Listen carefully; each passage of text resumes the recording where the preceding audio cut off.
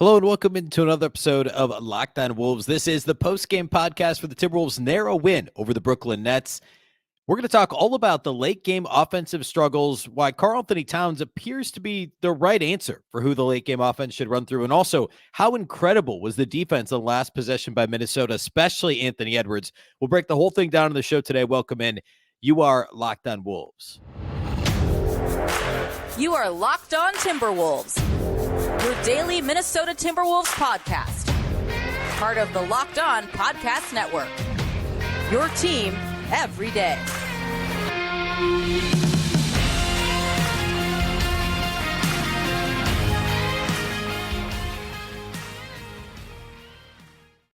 Hello and welcome to the Locked On Wolves podcast, part of the Locked On Podcast Network, your team every day. My name is Ben Beecken. I'm the host of Locked On Wolves. Happy Friday, everybody. Happy weekend. And it's a victory Friday after a big Wolves win over the Nets on Thursday night. It was not pretty. Well, some of it was. Most of it was not pretty, but the result was fantastic. Minnesota ends up winning by 2. We'll break the whole thing down here today on the show. First of all, though, a big thank you for making Locked On Wolves your first listen every day. Of course, this show is free and available everywhere, including YouTube, as well as all of your favorite audio platforms. Wherever you like to listen to podcasts, you can find Locked On Wolves. You can also watch on the Lockon Sports Minnesota app on both Roku and Amazon Fire TV, and you can follow on X at Locked On T Wolves and also at Beecken with 2 B's, 2 E's, CKEN. All right. So this one, the final, of course, 96-94. So one could assume this was a defensive struggle. It was, I think, maybe another way to look at this is that this was the second time in 4 games that the Wolves scored under 100 points. They scored just 97 in the loss to the Thunder last weekend, and only the third time all year they've scored under 100 points. The only other game was the very first game of the season, the loss at Toronto. So I think the broader picture here, actually, I think there's kind of 2 big picture takeaways, and neither one of them are earth-shattering. But if you wanted to sum up this game with a couple of themes that we've seen for the majority of the season, the 2 are the Timberwolves defense is suffocating. It's fantastic. It is a revelation and superior to every other defense in the entire NBA, and it's not close, right? That's been clear from the jump. I mean, they had a horrible off night in the loss to Charlotte the other night, and gave up, 128 or something to Charlotte. And yet their defensive rating and opponent effective field goal percentage of all that stuff still stayed very clear, like in first place, league-wide ranking, not even second, third, fourth place, not even close. They come into this game, and Brooklyn has actually a middle-of-the-pack offense. They're 16th in offensive rating. They've got some really talented offensive players, especially Mikal Bridges. Spencer Dinwiddie's not having the season that he's, a season like he has in the past, but he's still a talented offensive player. Cam Thomas averaging 20 points per game. Like, this is and Cameron Johnson, obviously. Like, they've got some guys on this team. And Minnesota, other than like the weird Nick Claxton stuff at the beginning of the game, and I mean, I guess ultimately they scored 31 in the first quarter. They scored 17. Brooklyn scored 17 in the second quarter, 26 in the third, and just 20 points in the fourth quarter. Minnesota held them to 94 points on 45% shooting and about 30% from outside the arc. Also forced them into 13 turnovers. But I want to talk more about the last possession here later. So that's number 1. Number 2, this clutch time offense is rough. That's also not groundbreaking, earth-shattering, whatever you want to call it. Like, we've known this, right? And it was very clunky once again in this game.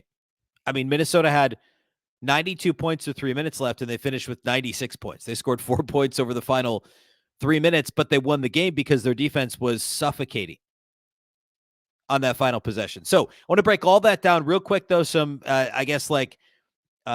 overarching the flow of the game in general here before we get to some of the more in the weeds topics on the end of the game. Overall, early in the game, the defense was not good and the offense was good. It was a complete reversal of how the Wolves closed the game. They did commit, I think, 4 turnovers in the first quarter, which obviously is far too many. Sloppy stuff. But they scored 26 points in the first frame. I thought the ball movement was good. I thought the decision-making was good. And hit some shots early, which was good after, he's struggled with this shot here recently. But they allowed a ton of paint points for Brooklyn. I mentioned Nick Claxton I keep wanting to call him Speedy Claxton, which tells you what generation I started like really following the NBA was, right? Nick Claxton, made like 5 of his first 6 shots and had a crazy efficient night, was really good early. Rudy seemed just a half step slow.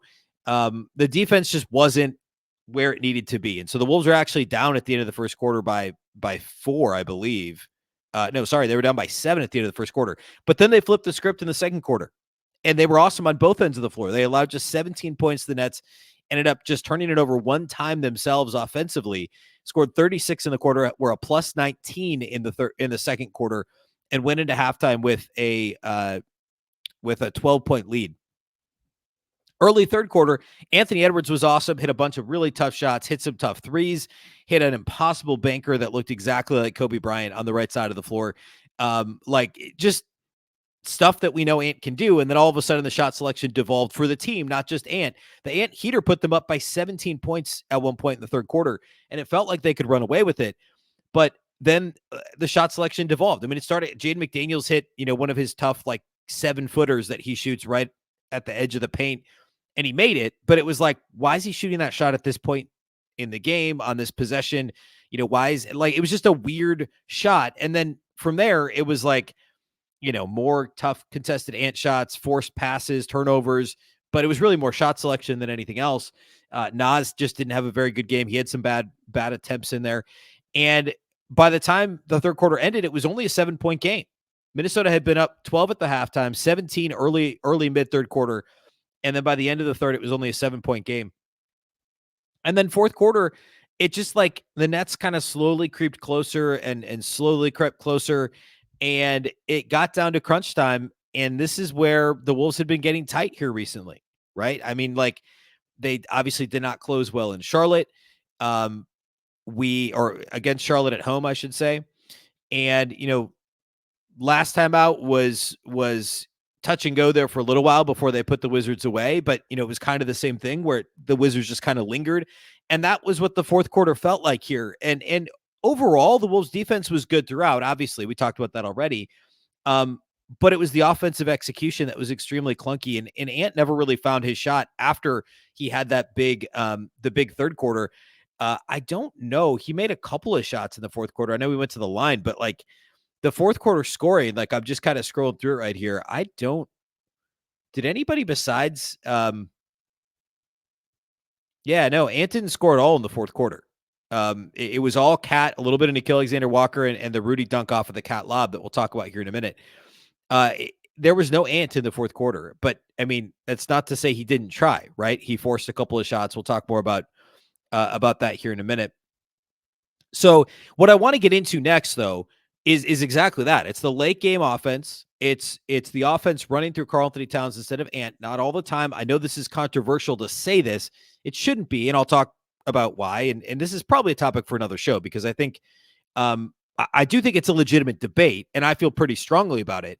But I think it's worth unpacking a bit more. But specifically to this game, which I think was a pretty good window into the bigger picture, I want to talk about the late game offense running through Cat. I also want to talk about how incredible Ant was specifically on and the team as a whole, but on that final Brooklyn offensive possession. So I want to cover that too before we get to individual studs and duds.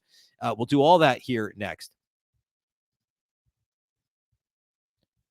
Today's episode of Locked On Wolves is brought to us by our friends at eBay Motors. Our partners at eBay Motors have teamed up with Locked On Fantasy Basketball host Josh Lloyd to bring you some of the best fantasy picks each week all season long. Whether you're prepping for a daily draft or scouting the waiver wire, every week we're going to provide you players that are guaranteed to fit on your rosters. Let's see who Josh has picked out for us on this week's eBay Guaranteed Fit Fantasy Picks of the Week. I'm going to pick Marvin Bagley III. I know that initially Josh had picked him a week or so ago because of the injury to Daniel Gafford, and Gafford's back. But Bagley, first couple games with the Wizards was fantastic. He was pretty quiet against the Wolves, but we know he can put up numbers. He can put up points and boards if he gets the opportunity. Bagley still has a shot to force his way into consistent, obviously he has rotation minutes, but more consistent, heavier minutes for his new team here in the short term. Josh Lloyd from Locked On Fantasy Basketball is going to help you win your fantasy championship. And eBay Motors knows the championship team is about each player being a perfect fit. It's the same with your vehicle. My first car was a 95 Mercury Tracer. I loved it. I wish I'd taken better care of it. I probably was a little bit young to take great care of it, but I'm pretty sure if eBay Motors had existed, then I would have done a better job. Would have at least, I wouldn't have allowed it to get so run down so quickly. With over 122 million parts for your number one ride or die, you can make sure your ride stays running smoothly. Brake kits, LED headlights, roof racks, bumpers, whatever your baby needs, eBay Motors has it. And with eBay Guaranteed Fit, it's guaranteed to fit your ride the first time, every time, or your money back. Plus, at these prices, you're burning rubber, not cash. Keep your ride or die alive at ebaymotors.com. eBay Guaranteed Fit, only available to U.S. customers. Eligible items only. Exclusions apply.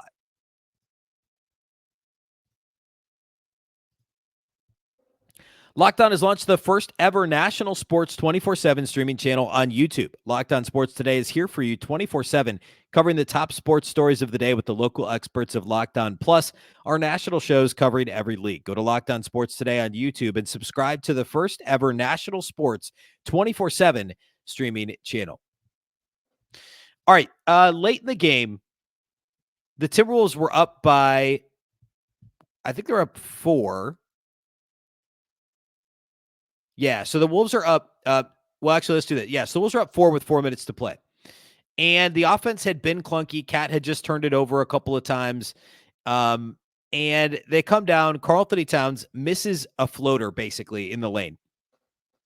Well, actually, first, on that same possession, the Timberwolves got a rebound, and Spencer Dinwiddie got called for loose ball foul of the rebound. Then Cat misses a shot. The Nets come down and score. It's a 2-point game with 3.5 minutes left.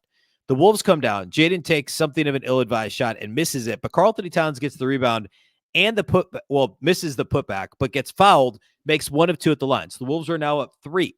They get called for a bogus 3-second call on the defensive end. Rudy had cleansed at the free throw line, just above the free throw line. It was like 2.25 seconds was called for defensive 3 seconds. But they still get a stop on the Nets. On the other end, Cat just takes it straight in and scores, makes this a 4-point game.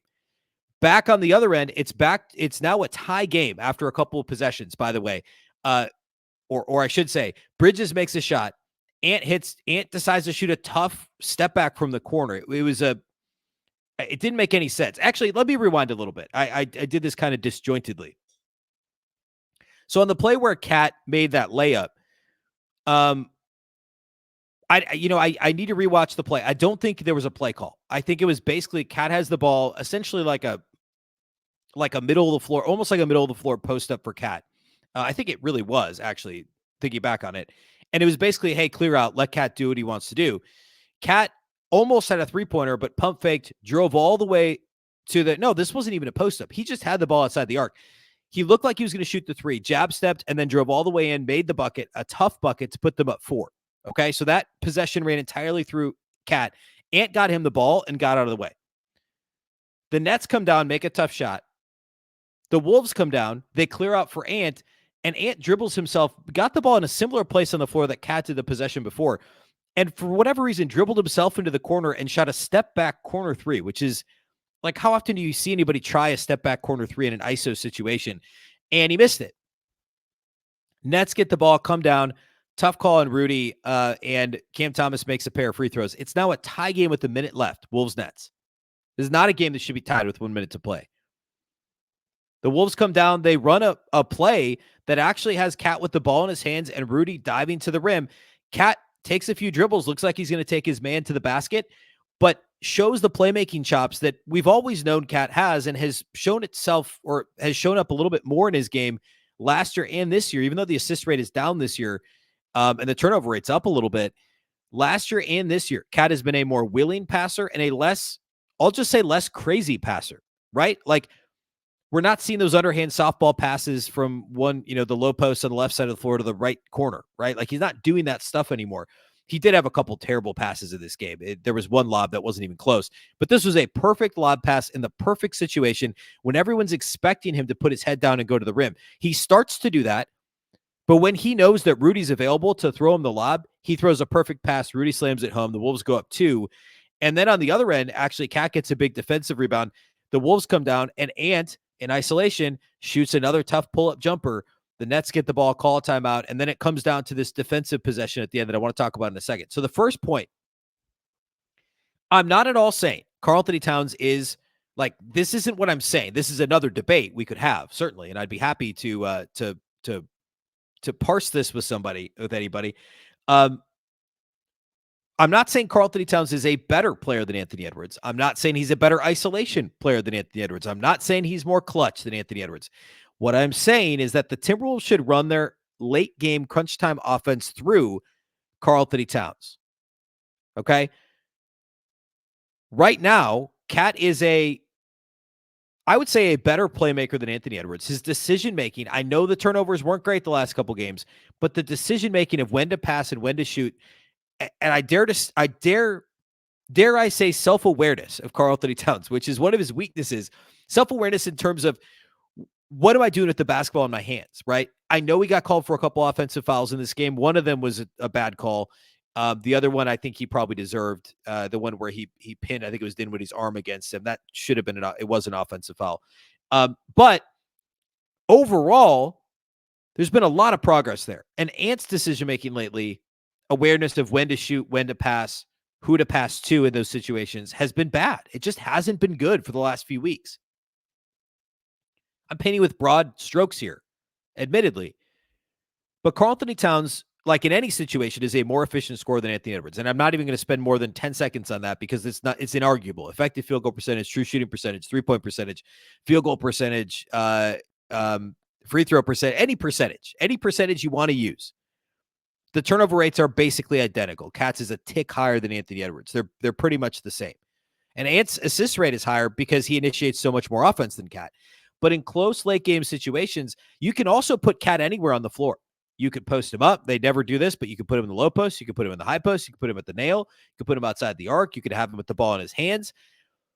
You could put Cat anywhere on the floor and run Ant off of that action. I'm not saying Ant shouldn't touch the ball. I'm saying, Ant can get you into the offense like he did actually on the possession where Cat hit the tough layup in traffic to put the Wolves up by a bucket. Ant can bring the ball up the floor. The defense is going to be keyed up to stop him. Get the ball to Cat. Make the defense choose. What are we going to do? Are we going to double Cat on the catch? Are we going to double him on the drive? Are they going to give the ball to him outside the perimeter like they did or on the perimeter like they did in this game where you can't really try and double him there? And if they do, guess what? A lob to Rudy, a pass to Ant for a spot up 3 or a drive, a pass to Conley for a spot up 3. The options are pretty endless at that point. And worst case scenario, you have a guy who is just all around a better shooter than Anthony Edwards with the ball in his hands. Right? And also, I don't want to turn that, I love Anthony Edwards, and he's obviously an incredible talent, and this is his team. It just is, right? But he's been having a lot of lost ball turnovers where he just dribbles the ball off his foot or gets it taken from him. It happened again in this game. He's averaging, this is entirely unscientific, but I promise you he's averaging 1.5 of these, just losing the handle turnovers a game. And that doesn't happen when Cat puts the ball on the floor because he's just straight line driving, right? Or he's backing somebody down. He might get an offensive foul call, but late in the game, you're not probably going to get that call either. So for all of those reasons, I just run the offense through Cat down the stretch. That's obviously oversimplifying it. And, I talked to somebody on Twitter about this right before recording. Obviously, play calls are better than no play calls. And there was a play call on that set where Gobert gets the lob pass from Cat. That was a design set. That's always better. And it always floors me when teams, including the Wolves, call a timeout late in games. And the Wolves didn't do that here, but call a timeout late in games or have a timeout that the other team calls and they have time to draw something up and they just flatten out and go ISO. I just don't get it. There's some situations where that might make a little bit of sense, depending, if it's somebody who's that good of an ISO player. And you could argue to do that with Ant, but that's your fallback, right? If the action doesn't work, you can fall back to isolation. And that's where a guy like Ant is such a luxury to have late in games. But that shouldn't be your first move. And the offense should be running through Karl-Anthony Towns late in games because of all of those reasons. I don't think there's any question about it. And I'm not, I don't know. I shouldn't have to defend this anymore. Anthony Edwards is an incredible isolation player. And that's always, I guess this is another way of saying what I just said. That's always going to be there. You can always get that ISO for Ant. But right now, we can't trust his decision-making when teams bring doubles and triples. And if anybody wants to, bring up Charlotte. I saw people saying on Twitter, Cat went 1-on-4. It wasn't 1-on-4 when he turned and went to the basket. By the time they had a bunch of guys on him, he had already been fouled once and was in the process of getting fouled a second time per the league's last 2-minute report. And there weren't clear passing lanes. There might have been a kick out. I think it was Jaden in the right corner on that play against Charlotte. That would have been a really good pass, right? I think Cat in general, his decision-making is superior. And in those situations, like, start there. And if it ends up with an ant, if it ends up with an ant ISO, fine. There's a lot worse things that can happen. But it's better than just a strict ISO with Ant shooting a fall-away jumper is Cat with the ball in his hands, attacking a closeout or, punishing a switch, right? Which we saw him do quite a bit early in this game. All right. Next, I do want to get into the defense at the end. I have to give credit where credit is due to the Timberwolves as a team. I've complained enough about the offense. The defense was great. It was awesome. Ant was fantastic. All of it was great at the end of the game. Rudy was very good.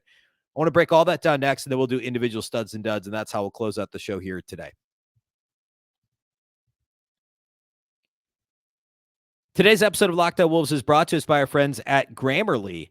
When it comes to writing, Grammarly is there to support you from start to finish. Now, for over 10 years, Grammarly has been powered by AI technology that you can trust to help you across all the places that you write the most. Now, Grammarly helps you do even more. With one click, you can easily brainstorm, rewrite, and reply with suggestions based on your context and goals so you can improve productivity for you and your teams. I use Grammarly actually when I do the graphics for the show. Use Grammarly, when I'm writing anything, frankly, emails, etc., and it's awesome. Also, if you're stuck with writing at work, Grammarly can help you get started with ideas, outlines, and even tips. If I'm writing an outline sometimes for a show, like that's also helpful. You can get a prompt from Grammarly, give me 10 possible taglines for a video thumbnail or whatever that might be, and Grammarly can help you out with it. If you have a big presentation coming up, let Grammarly create a personalized outline to get you organized so you can transform your ideas into a compelling presentation. Need to draft an important email and don't know where to start? Grammarly has suggestions to jumpstart your writing. The best part is that it is absolutely free to use. Start being more productive at work. Go to Grammarly.com/podcast to download for free today. That's Grammarly, GRAMMARLY.com/podcast.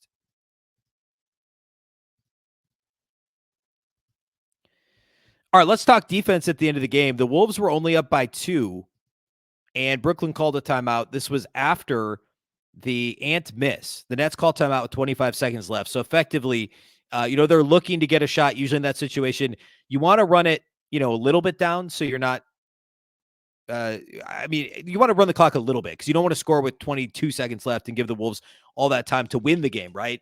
But you also want to give yourself, if you're the Nets, time for an offensive rebound. So you want to run a little bit of clock, get a shot up with some time left on the clock. And they couldn't get a shot off. They inbounded the ball. And Anthony Edwards was guarding Mikal Bridges and simply did not let him get past him. It was incredible. The way he moved his feet was an absolute clinic, and I wish I could show it to every single youth basketball player. Ant's hands got a little bit involved to the point where I was a little nervous. We've seen Ant get called for fouls when he's being aggressive, but at that stage in the game and the way he was moving his feet, and at times he was clearly trying to show his hands, right? Move your feet, show your hands. And he never really reached a little bit right at the end of it was like a 10-second stretch where he just moved his feet, guarded Bridges across the floor. It was almost like a defensive gauntlet drill that you see in like basketball camps and stuff. It was incredible. And then when Bridges, they tried to set a screen for him on the left side of the floor right in front of the Wolves bench, and Rudy came out and stunted, and they briefly trapped, but then Rudy recovered to guard the roller. It was just a perfectly timed stunt and kind of mini trap from Rudy and Ant. And then Ant just stuck right with it all the way back to the other side of the floor. Like it was like a gauntlet drill, like to one side and back to the other side. And then eventually the ball gets knocked out of bounds. Conley pokes it out of bounds, and the Nets call another timeout because they still had one left. And why not call it at that point with 7 seconds left? And I think they had like 4 on the shot clock. And, they still didn't get a good shot off. Jaden McDaniels ended up on Mikal Bridges in this case, and Bridges lost the ball on the way up, picked it up, and then knew that McDaniels had stepped up to try and contest a shot. So he just leaned into him and allowed kind of McDaniels momentum, and the lean from Bridges made him lose the ball again. Tough foul call, letter of the law, and like that situation. If you're the Wolves, you on offense, you'd want that call. I understand why it was called a foul. It's a tough one for McDaniels. But Bridges misses the first free throw and then, of course, has to miss the second one on purpose. They ended up calling a lane violation on Bridges, which I actually thought was a bad call. But Either way, I don't think the Nets would have gotten that rebound. So Wolves end up winning by 2. The defense on the last possession, specifically by Ant, but passing it off briefly to Rudy, and then also Conley poking the ball out of bounds, like across the board. It was an incredible defensive possession and an absolute clinic. Talked about this already, but the Wolves held Brooklyn to 30% shooting from 3. And Dinwiddie was really the only one that hurt them there. And he hit one, like, actually, I was making fun of Ant's step back 3 earlier. Dinwiddie hit a step back 3 over Cat in the corner. That was crazy. Like, he's not that good of a 3-point shooter. He's like 33% of the year, something like that. They did a good job on Bridges. Took Bridges 18 shots to get 21 points. He was only 2 of 8 outside the arc, 3 turnovers, and just 3 assists from Mikal Bridges. Claxton was the only one that, like, weirdly had a good game. Kim Thomas was good too, but he also turned it over 5 times. Like, I thought overall, the Wolves defensively were very good in this game, and especially down the stretch. Props to Ant, props to Rudy. Rudy allowed Claxton to do some stuff, but I thought did an okay job otherwise in the paint. I mean, the Wolves still ended up, what were they, a plus 8 in points in the paint in this game, and only allowed 5 offensive rebounds. So in general, they did a pretty good job controlling the paint. All right, real quick, individual studs and duds from this one. For the Wolves, Karl-Anthony Towns, 27 points, 12 of 15 shooting. I don't care about 6 turnovers if you're only going to miss 3 shots and score 27 points. And the crazy thing is he only attempted 2 free throws in this game. 27 points on 15 shots with only 2 attempted free throws. And it was off an offensive rebound too, by the way. It wasn't any of his straight line drives. He only shot 3 threes. So if Charles Barkley looks at this box score and says, how did he only attempt 2 free throws? Well, look at the number of 3-pointers. He attempted 12 twos in this game and only got to the line 1 time. And it was off of his only offensive rebound. So a good game from Cat. He persevered well in this game. 27 and 10, 3 assists. He did have the 6 turnovers, but he was really good. Rudy Gobert, I'm not going to give him a stud. No. We'll talk more about that here in a second. Ant, I'm still going to give him a stud. I know that the shooting was bad, and I already talked about the shot selection not being good, but that flurry in the third quarter that gave the Wolves some breathing room, it turned out to be important. And just his gravity, too, helped Cat. Like, it helped open the floor up a little bit. And that's, the whole thing with having 2 guys like this is that teams have to consider doubling both of them. And so Ant got it going, and they were so worried about him. It opened things up a little bit for other players. 23 shots to get 24 points, that's not efficient. But, other than a few of those shots, and then also the defense at the end, like the combination of his early third quarter performance and the defense that Ant played at the end, absolutely, he deserves a stud for this game. 24 points on 8 of 23 shooting, 3 of 7 outside the arc, 5 of 6 on free throws, only 1 rebound in 36 minutes, which is gross. 3 assists, 1 steal, 3 turnovers for Ant. But again, defense matters too. It's not just a box score award, for Ant in this one. My last stud's going to go to Nickeil Alexander-Walker. Only 17 minutes off the bench. He's been playing a little bit less lately, but I thought he was vital to this win. 6 points, 4 assists, no turnovers in this game. Hit a couple of big shots in the fourth quarter. Down the stretch, I mentioned earlier, it was only him and Cat, and then that Rudy dunk. That's like all the scoring the Wolves did in the fourth quarter. They only had 15 points. But Alexander-Walker came up big late, and defensively, again, the Wolves were good. He was a big part of it when he was on the floor.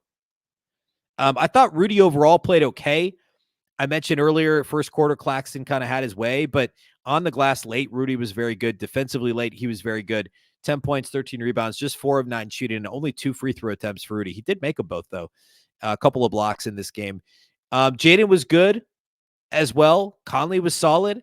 I don't really have any duds for this game either. I didn't last game. I don't this game.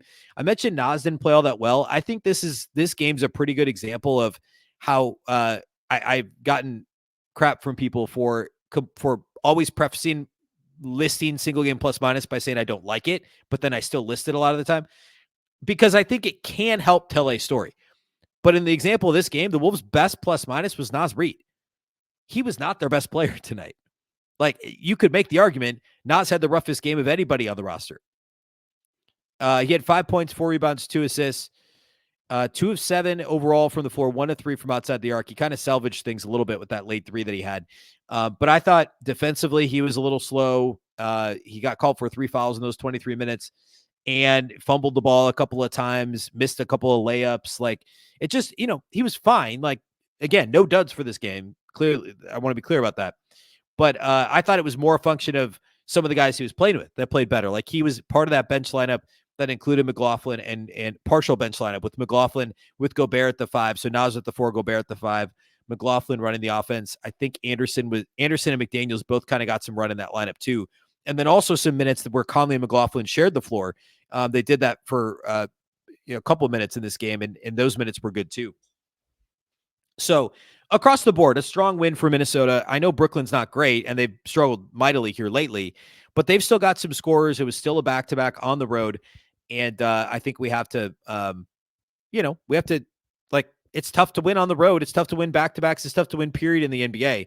This was a fine win for Minnesota. Now they get the San Antonio Spurs. The Spurs are still now they're the third worst team in the league. I think Charlotte actually has less wins than them. This is only the third time the Wolves have seen the Spurs this year, even though it feels like it's already the fourth. Remember, Minnesota's kind of had a tough time. They've won each game. The first game they won by 7. The second game they won by 8 against San Antonio. San Antonio did win a couple nights ago. Yeah, they won at Washington pretty recently here. But overall, they've lost 6 out of 7. Before that stretch, they beat Charlotte and they won at Detroit. So the only teams that they're beating are the other terrible teams, right? The Wizards, who are the 4th worst team in the league, the Hornets, who are the 2nd worst, the Pistons, who are the worst. Those are the only teams they've beaten. You have to go back to a Trailblazers game like a month ago, a little over a month ago, that they won when they split a pair of games in Portland. So obviously a game the Wolves should win. And, I'm not going to go too deep into the matchup here today, but of course, Wembanyama's who you got to look out for. Rebound the basketball, force them into jumpers. They're not a good shooting team. They do turn it over a lot. So good opportunity to get some extra possessions that way as well.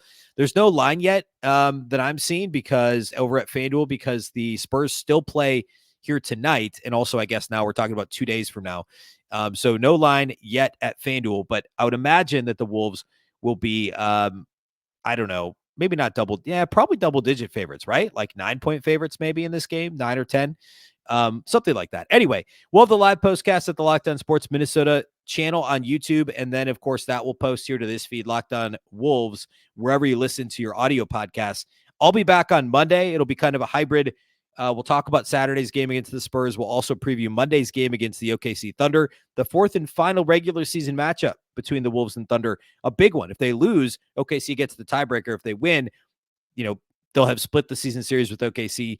And sitting here right now at this moment, the Wolves are a half game up on OKC in the West, although as I'm recording this, OKC and the Pelicans, I guess they play Friday night. So the Wolves are a half game up in the Western Conference as of right now.